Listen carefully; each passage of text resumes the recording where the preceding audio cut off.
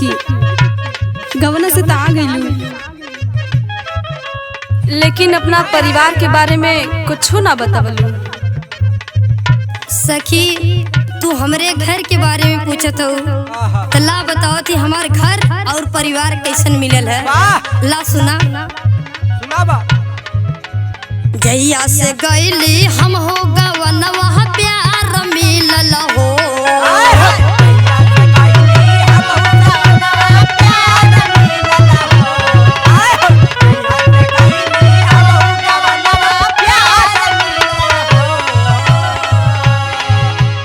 जैया से गईली हम हो गवनवा प्यार मिलल हो।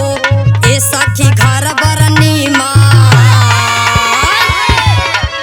ए सखी घर बरनी मन हमके ससुरार मिलल हो। ए सखी मंदिर जैसन हमके परिवार मिलल हो।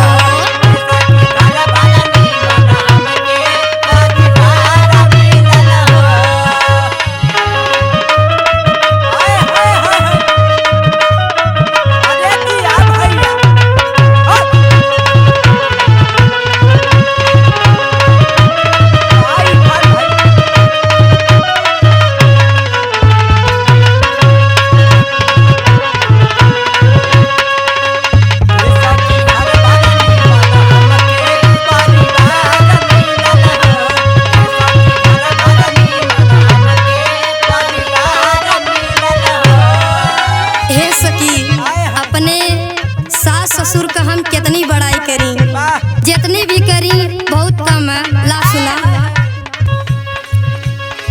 सास ससुर जी हमके करेल प्यार हो।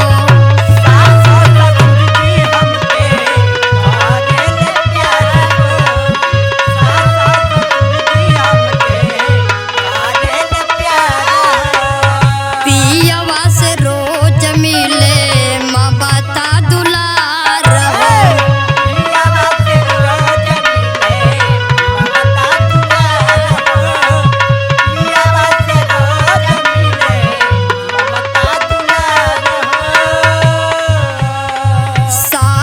ससुर जी हमके करेल प्यार हो।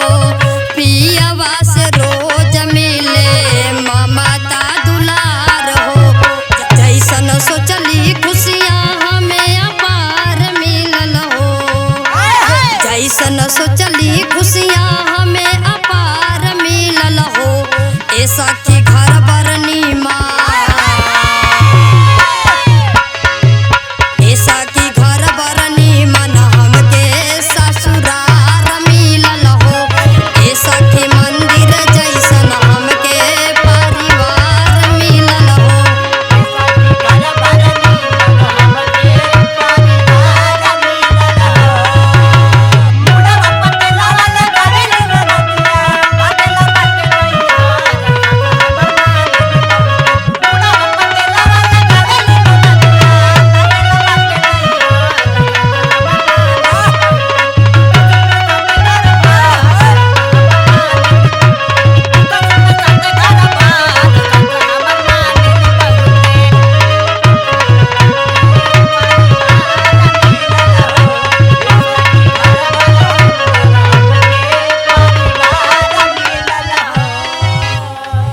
जेठ जेठानी के करी के तना बड़ाई।